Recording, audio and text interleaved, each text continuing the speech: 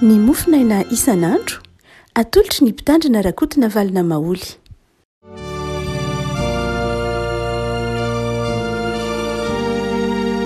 Fahalalaba antsika arevako malala tratra ity sabotsy fa fitony volana mety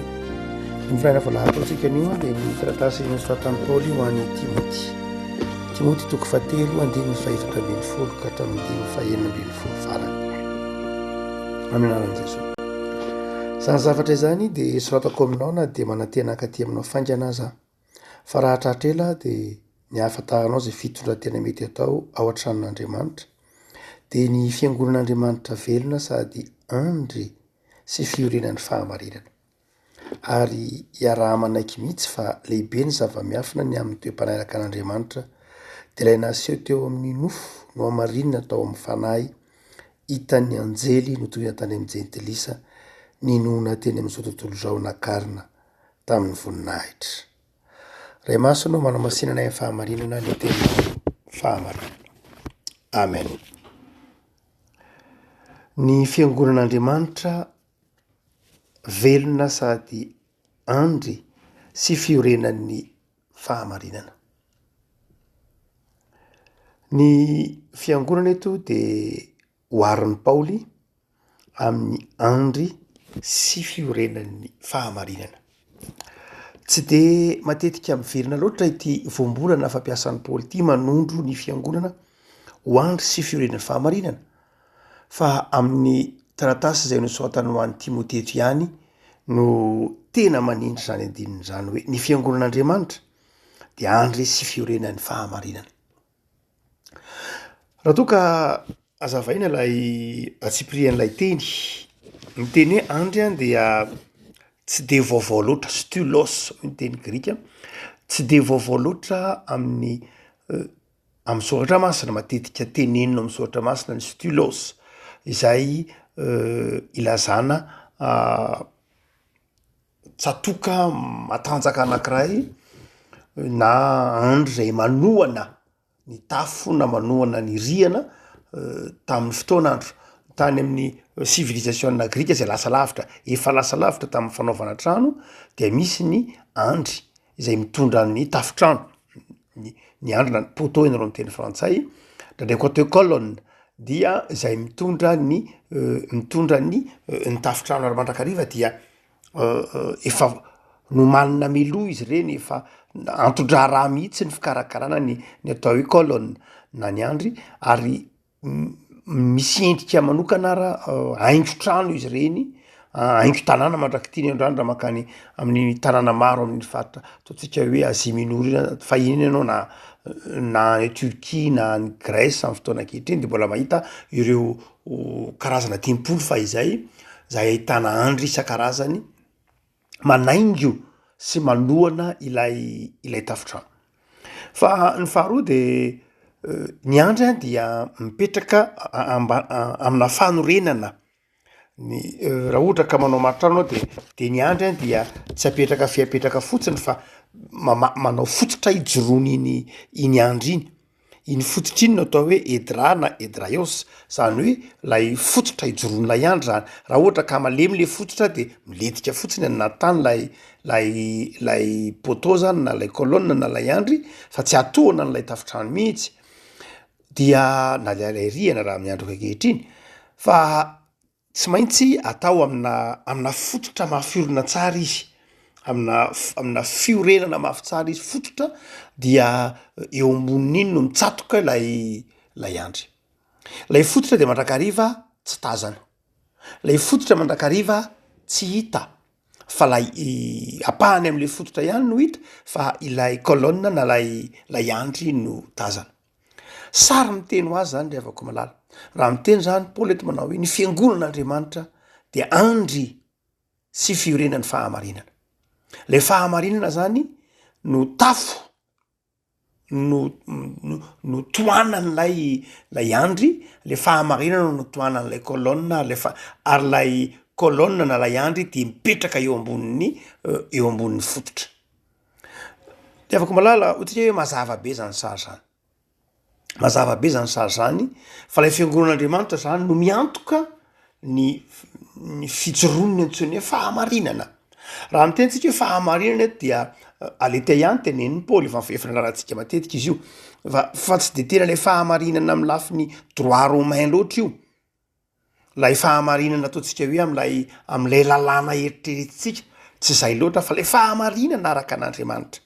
le fahamarinana araka ny zoatra masina, lay fahamarinana tsy miova, lay marina mandrakariva na iza na roviana, tsy lay fahamarinana azo edikevitra tahaka ny fahamarinana ny lalàn'olombelona, fa le fahamarinana teady le fahamarinana zay marina amin'ny olona rehetra ary fahamarinana araka an'Andriamanitra, fahamarinana tsy miova maharitra, raha tena tsola dia le fahamarinana tena izy maripototra satria miainga amin'ny fijerin'Andriamanitra, miainga amin'ny tenin'Andriamanitra, fampianarana na fahamarinana tena izy tsy miova. Dia hotsika hoe ny fiangonana no andry iorenana izany fahamarinana tena izy zany. Am'izao rehetratsika zao moa ny fahamarinana raha amin'ny fiarahamonina de mety ho marina an'io diso rapitso lasa marina tampoka indray raha afaka pitso zavatra iainana zany ary lojikany napetrakitsika momba ny lalàna mihitsy zany ny hoe ny fahamarinana de mety miova arakaraka ny toe-javatra hitranga zay no mahatonga ny tolo ny teny hoe io marina io ange io rariny io ange fisake tsy de mora loatra ny mamantatra sarotra, fa raha toka mijery ny fahamarinan'ny baiboly atsika dia tokana ihany ny marina ny baiboly dia zavatra tokana au singulier, tsy misy marina be dehibe zany eo amin'Andriamanitra fa raha ihany ny marina. Ary dia eo zany ny fiangonana dia ambaran'ny Paoly fa manohana na mijoro na miaro zany fahamarinan'Andriamanitra izany. Dia reto zavatra reto ary no ao an-tsaina, ny fiangonana miaro ilay ataontsika hoe fahamarinana de tsy maintsy ho fiangonana manitona sy tsara endrika izy. Raha miteny zany tsika manao hoe colonne izy na andry izy de ny andry de zavatra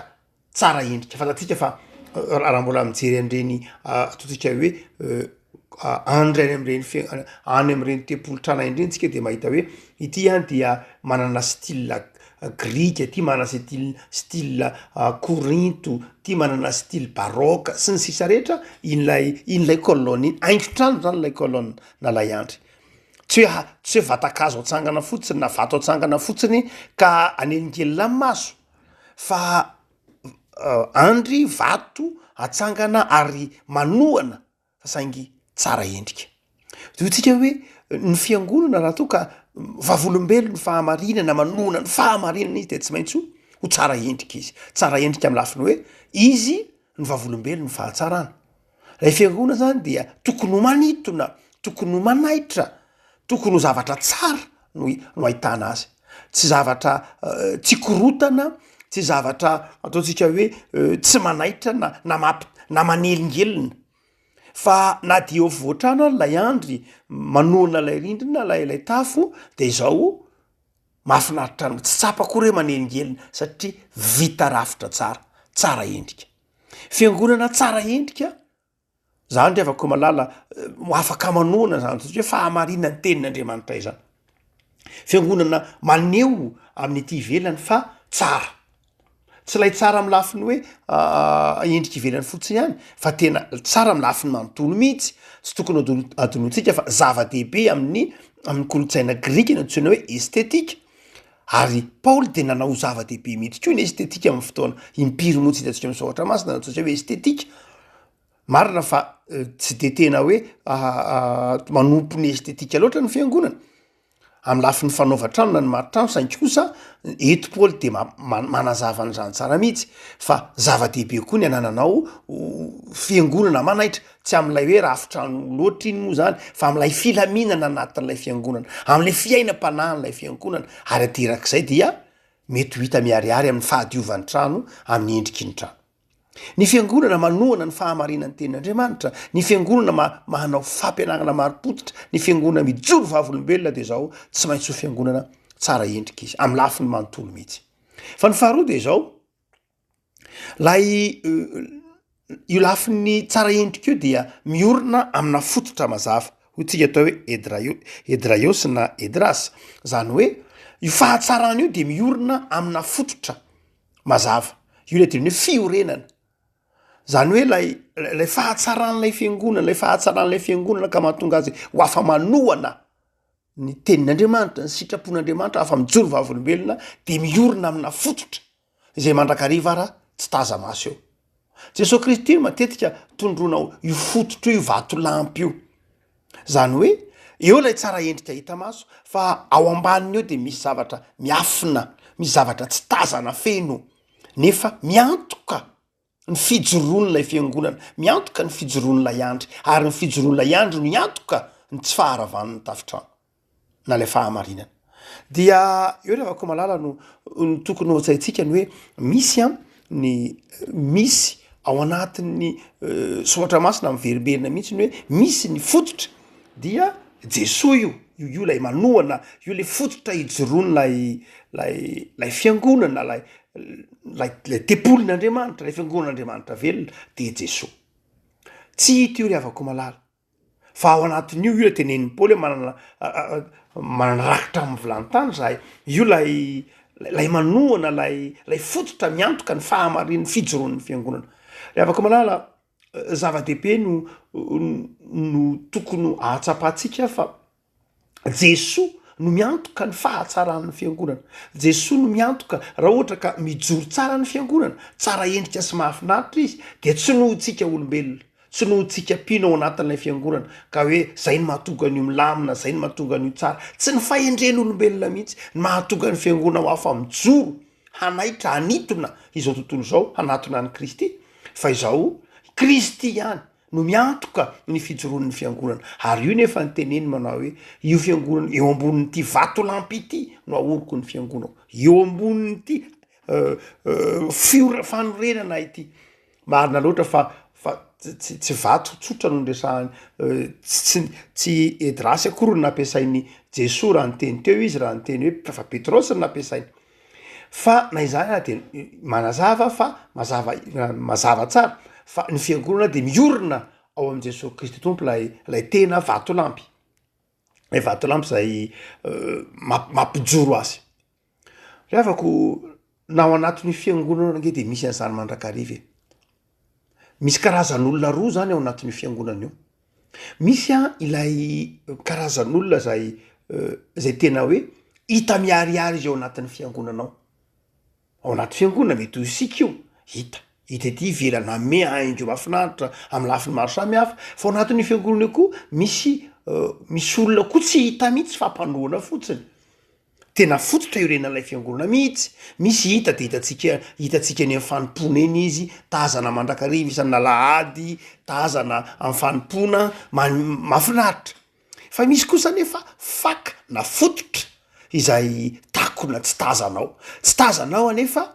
mampijoro mihitsy ny fiangonana tsy reo olona tazanao maso manao fanimpona mahafinaritra reo ihany akory ny fiangonana fa be dehibe ny ao ambadika ilay fiangonana izay fototra mety tsy tazana akory aza mety miasa mangina mety ho manetry tena satria ny fanomezam-pahasoavany zay ny fanomezam-pahasoavany de manery azy ho tsy maintsy itrotro ilay fototra lay andry fa izy de any ambadika any zay mampijoro miazona ny zavatra rehetra arakaraka ny fanomezam-pahasoavan'ny olona io eo anaty fiangonana misy olona tazantsika hita izy eny mamaky tery mitaty rakitra mafinaritra mahita azy reny mihira fa misy kosa any ambadika any zay tsy tazanao mihitsy ao anatin'ny fiangonan'Andriamanitra io misy fanimpona tsy tazanao mihitsy fa nefa tena zava-dehibe ary mety izy mihitsy ara no miosona no fotaka miosona ny tany sotr'zany satria fototra nefa izy miazona raha tsy eo izy de mirodana lay andry be dehibe ny tahaka zany rehavako malala mety mahita ianao any ambadika any tsy fantatro ny mpanadio trano tsy fantatro any ambadika any mety misy sokajin'olona maro samihafa zay noho ny andraikiny mihitsy de tsy afa-mipotra izy na tsy natao hipotra mihitsy izy satria zay ny fanimpony dia eo no tsy maintsy anana ny mpino fanetretena rehavako malala tsy maintsy anana ny mpino fanetretena fa ny fiangonana dia sady misy zavatra mahafinaritra fa zao koa ny fiangonana dia misy zavatra miafina le tenen'ny paoly hoe zava-miafina betsaka nge ozy izy iaraha manaiko lehibe fa misy ny zava-miafina mihitsy ao amin'ny toe-mpanaraka an'andriamanitra misy zava-miafina mihitsy eo anatin'ny fiangonana de afaka malala rehefa takatra ao zay famoahana efiteny zay de andao ra-piaritsika otsika hoe lay fiangonan'andriamanitra de mitrotrona miloloha ny fahamarinany tenin'andriamanitra lay fahamarinana araka ny sitrapon'andriamanitra miloloha mihitsy ny sitrapon'andriamanitra dia miseho amin'ny endrika roa tsika teo ireo ministera reo karazana fitaovana oety manohana izany miloloha izany fahamarinany tenin'andriamanitra izany de zay indrindra no nasehon'ny paoly eto amin'ity toko fahatelo ity de ny fanompon'ny dekona sy ny fanompon'ny mpitandrina ny fanompon'ny dekona sy ny fanompon'ny mpitandrina no andry sy fiorenany fahamarinany tenin'andriamanitra ny fahamarinan'andriamanitra mifamatotra amin'ny fanompon'ny dekona sy ny olona dekona sy ny olona moa ihany fa ary keo ny mpitandrina lay fiazonana ny fahamarinany ny fiorenany fahamarinana ao anatin'ny fiangonana sy ao anatin'ny fiarahamonina hotsika hoe zava-dehibe ary zany ny fanompon'ny mpitandrina sy ny dekona ireo ministera lehibe ireo de miantoka izany hoe fijoroan'ny fiangonan'andriamanitra izany fiangonan'andriamanitra velona ary tsy ny sarahan'ny paoly izy ireo tsy ny sarahan'ny paoly mihitsy ny fanompon'ny dekona sy ny fanompon'ny mpitandrina zavatra mifamatotra ireo ary rehefa mifamatotra ireo de eo paoly manao hoe miankina amin'ny fitondrantenan'izy ireo ity andraikitra mahafiangonana ny fiangonana ty ny fiangonana rehavako malala tonga andry sy fiorenan'ny fahamarinana de fiangonana manana mpitandrina sy dekona mahay miara-miasa tsara rehefa miara-miasa tsara ny dekona sy ny olona mpitandrina sy ny dekona de izao mijoro tsara ny fiangonana ka tonga andry sy fiorenan'ny fahamarinana izy fiangonana maty anatona fiangonana mijoro tsara fiangonana afaka miloloha ny fahamarinany tenin'andriamanitra miantoka zava-dehibe ry havako zany zay mahatonga amin'ny paoly tsy nampisaraka an'izy ireo tsika teo dekona sy mpitandrina mahay miara-miasa fa ny faharoa de izao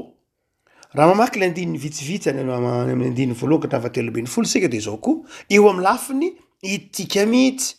mpitandrina sy dekona manana etika manana toetra izay mendrika afaka iloloha izany tenin'andriamanitra sy soratra masina zany zava-dehibe rehafako malala ny ataontsika hoe toetra satria tenen'ny paoly mihitsy io teneny manao hoe fa raha tratrela de ny ahafataranao ny fitondratena mety atao an-tranon'andriamanitra na ny fitondratena mety ataonao zay mihitsy io ao an-tranon'andriamanitra no antony nanoratako zao fa ny fiangonan'andriamanitra mantsy dia velon'andriamanitra ary satria velon'andriamanitra de mahita ny fiangonana mitsara ny fiangonana ary dia aoka ny fiangonana ho andry sy fototra manohana ny fahamarinan'ny tenin'andriamanitra na ny fahamarinan'andriamanitra na ny fahamarinan'ny fampianarana maro-pototra rehavako eo no mazavaintsika manao hoe lay fiangonana zay andry sy fiorenan'ny fahamarinana dia miorina ao am' Jesosy Kristy tompo fa misy karazam-panompona ao de ny fanompon'ny mpitandrina sy ny fanompon'ny dekona ka ireo sokajina fanompony ireo de itakina toetra mendrika mba ahatonga le fiangonana hovavolombelona fa ny fahatelo de izao koa nefa tsy hoe dekona sy mpitandrina mahay miara-miasa ihany na dekona sy mpitandrina manana etika na manana fitondratena mendrika fa ny fahatelo lehibe de izao koa rehavako malala dekona sy mpitandrina marina moa fa somarina vahampoly mpitandrina ery ambony de misy toetra be dehibe eo de nataony ko hoe ary ny dekonanao koa toy zany ihany lay tsy eo amy lafin'ny toetra ihany io fa manana koa fahalalana momba ny tenin'andriamanitra, fahafantarana momba ny tenin'andriamanitra. Ary io teneny mihitsy manao hoe tsy zaza vao amin'ny fivavahana, tsy zaza vao amin'ny fivavahana izy. Ny dekona sy ny lolona zay afaka fitaovana nataontsika hoe mpanompon'andriamanitra ao anatin'ilay fiangonana, miantoka ilay toe-panany fiangonana ka mahatonga ilay fiangonana ho afaka mijoro andry sy fahamarinana ny tenin'andriamanitra de zao tsy maintsy olona koa nefany izy tsy malaina, olona tsy malaina, olona manana mpinoana lalipaka, manana fitondratena mendrika fa manam-pinoana lalipaka koa, tsy zaza vao amin'ny finoana, olona resy lahatra ary olona modely alay tahaka, olona modely alay tahaka amin'ny fitondratena, amin'ny fihetsika, amin'ny fahafantarana ny sitrapon'andriamanitra, amin'ny fahafantarana ny tenin'andriamanitra. Ny fiangonana FJKM ry havako malala dia resy lahatra fa mifamatotra ireo ministère anankiroa reo, ary rehefa mandeha ny fanokanana dekona de mivoadiny dekona de ny hoe zahay dia anampy ny mpitandrina, ary ny mpitandrina ny voadin'ny mpitandrina de ny zao hitoro mazava ny tenin'andriamanitra. Ny fameno mihitsy eo lay hoe fiangonana andry sy fiorenan'ny fahamarinana. Raha ohatra ka jerena ny tantaran'ny ataontsika hoe ny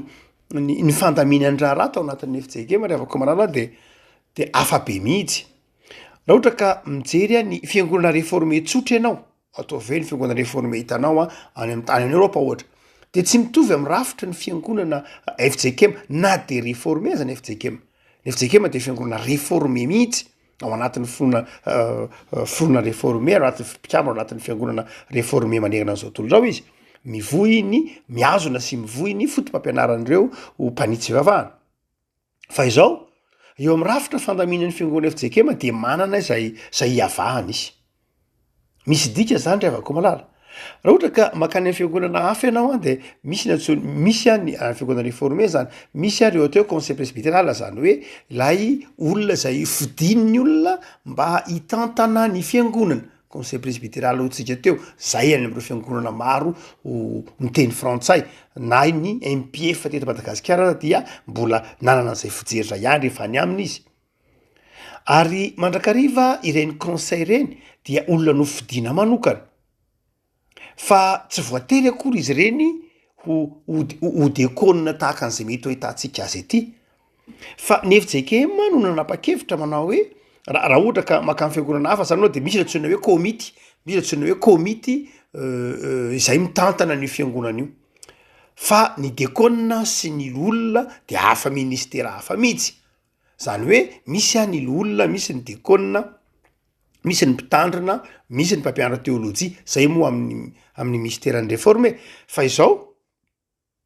raha ny fiangonana ataontsika hoe mitovy amin'ny FJKM maneran-tany de misy ireo komity zay fidin'ny fiangonana hitantana lay fiangonana. Komity io zany anarana. Amin'ny fiangonana katolika misy an'izany, ireo de komity mpitantana ny fiangonana. Fa ny dekona na ny dekona de ministera hafa mihitsy. Fa ny FJKM nanao hoe aoka ny dekona no komity-piangonana. Zany hoe ny dekona zany no atao hoe mpihevitra raha, ny dekona sy lolona mazava ho azy no mpihevitra raha, izay tsy zay mihitsy amin'ny fiangonana maro maneran-tany. Zay ange mahatonga ny dekona fidina isaky ny fataony. Raha ohatra ka ny antony fidianana ny dekona hanavaozana ny fifidianana ny dekona ho isaky ny fataona de tsotra, satria avaozona lay mahakomity azy, ny mahampihevitra raha azy ny mahatonga azy ho fidiana, satria ny mpihevitra raha de mandeha isaky ny efataona, maisy mandà zany.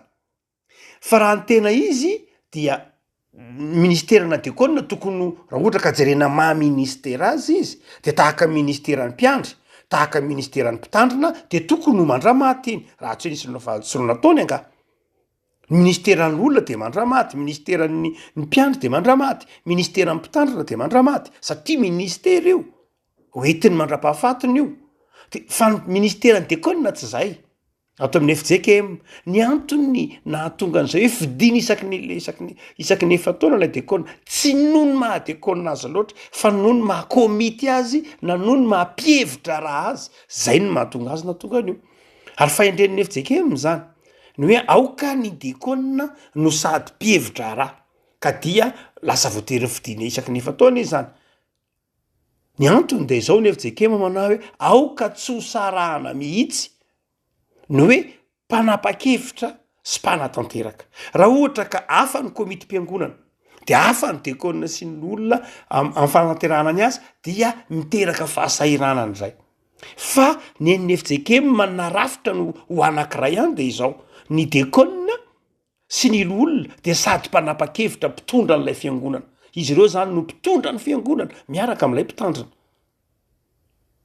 avako malala zava-dehibe zany izany toe-panahy zany hoe ny dekona sy mpitandrina ao anatin'ny FJKM no mitondra ny fiangonan'Andriamanitra ny fiangonana izay tenenin'ny Paoly eto hoe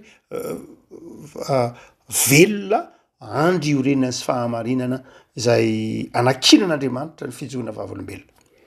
afako malala raha toka alalintsika farany ary dia ny ministeran'ny dekona zany na ny fanompon'ny dekona sy ny ministeran'ny mpitandrina de natao ifamatotra fa izao koa natao ifameno izy ireo natao ifameno ka izay tsy vitan'ny anankiray finoany ny anankiray ndraindray mantsy ravako malala tsy de ndraindray ny fiangonana tsy de mahatsiaro loatra n'izay fifamenony zay fa natao ifameno mihitsy ireo ministera ireo natao ifanoana reo ministera ireo afako malala ahoana ary nataotsika efa nambaran'ny Paoly ny fomba ijogona vavolombelona ka ahatsiarovany fiangonana fa izy dia andry sy fiorenan'ny fahamarinana fiangonana manitona fiangonana manaitra ahoana no atongavana am'izany manompoka eo amin'ny fanaovan'ny mpitandrina sy ny dekona ny asa fanompony ho zava-dehibe fa tsy tsirambina akory ary tenenin'ny Paoly io mamarana azy izy hoy izy manao hoe 9:10 fa izay efa mahavatra tsara ny asan'ny dekona